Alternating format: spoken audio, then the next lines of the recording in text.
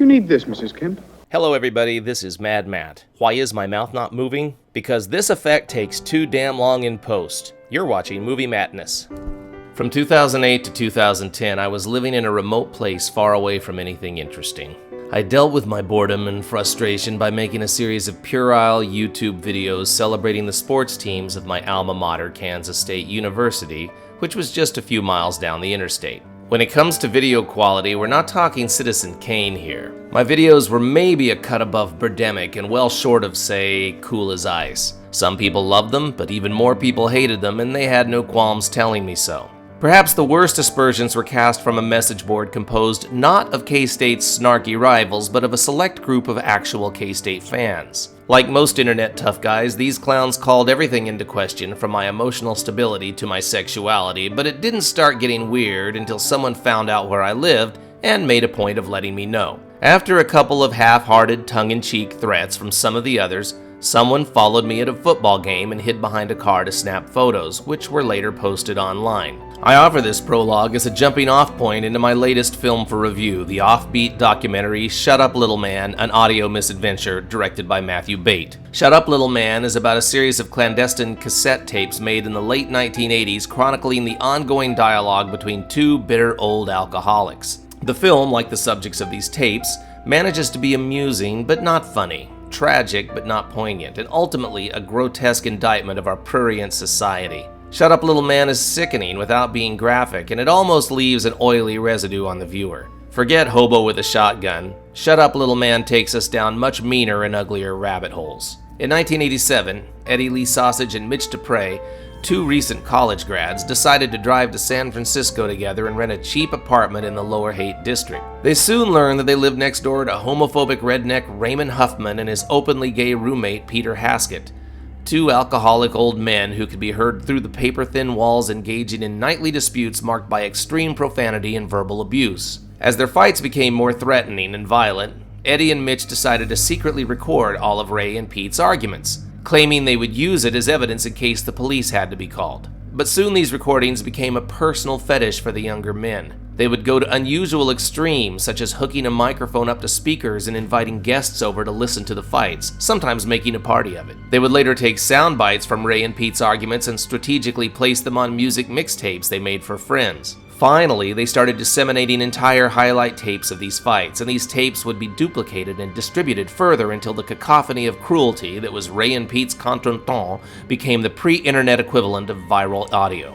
What the film Shut Up Little Man does so well is sucks the viewer in, planting him firmly in Eddie and Mitch's foxhole before quietly dropping its bombs. The first half of the film is the most entrancing and arguably the most entertaining. Only the most hypersensitive Puritan wouldn't snicker a little bit at the situation. The stories of those lost days of youth, as related by Eddie and Mitch, now in their 40s, has a nostalgic sweetness to it. All of us were young once. All of us have had unusual characters like Ray and Pete pass in and out of our lives. We appreciate what it was like to be a couple of 20-somethings scratching out a living and finding a playful distraction in the unusual behavior of strangers. The tapes of Ray and Pete are the kind of thing you laugh at when you're young, but forget about when you're old. They perhaps went down well with a six-pack of beer on a hot summer night when surrounded by a cadre of equally adolescent friends. Common sense and decency dictates that the story should end when Eddie and Mitch grow up and go their separate ways, when they in essence get a life.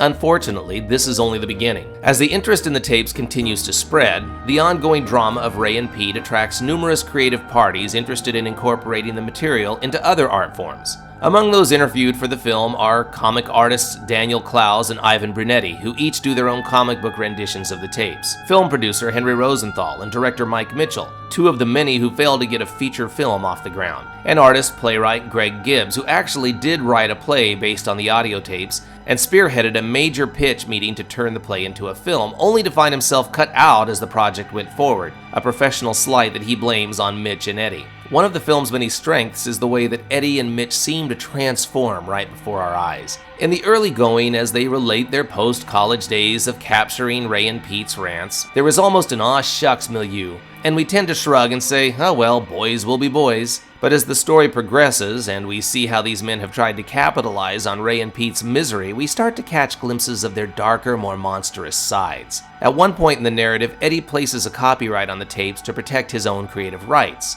Now pause and think about that one a moment. These are tapes made of total strangers without their permission. They are what is called audio verite, a term used to describe real-life sounds and conversations made surreptitiously, and yet Eddie and Mitch want to claim some sort of artistic license to them? I'll say it right now, I like this film and I think it should be seen. But I didn't like Eddie and Mitch with a particular distaste for the former, nor did I find the graphic tapes of Ray and Pete all that amusing. I was puzzled by the idea that somehow Ray and Pete and their misery was deemed to have artistic value. To hear some of the people in the film try to defend the tapes as art is downright laughable. Ray and Pete are real people, two wretched men living out their final years in squalor. And rather than try to reach out and offer some comfort for their suffering, vultures like Eddie and Mitch choose to mock and belittle them. When comic artist Ivan Brunetti defends the tapes as a piece of history and claims that to deprive the world of them is a greater evil, his delusion and arrogance are palpable. When we watch Eddie rolling on the floor in fan mail while his voiceover explains that he has a responsibility to share these tapes with the world, we want to slap him upside the head and tell him to get real. A few minutes later, we see him still running his mail order business for Shut Up Little Man CDs.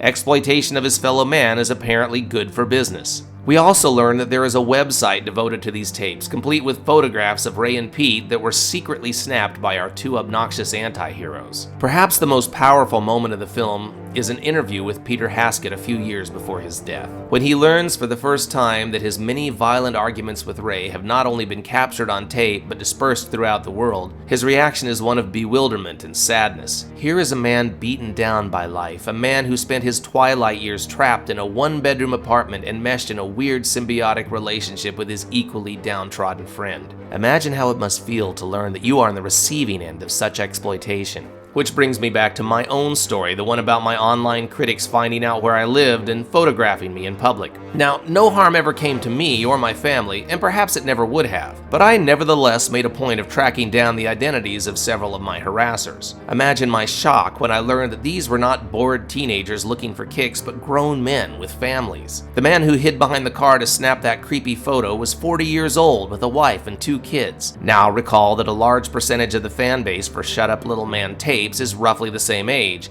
and that Eddie, now also in his 40s, is seen in the film with his pregnant wife. At what age should Eddie outgrow his lascivious exploitation of 2 old men? But then something struck me. When I made my ridiculous K-State videos, one of the criticisms leveled at me was that I too was too old to be doing so. So am I any different from Eddie and Mitch? Well, I believe I am.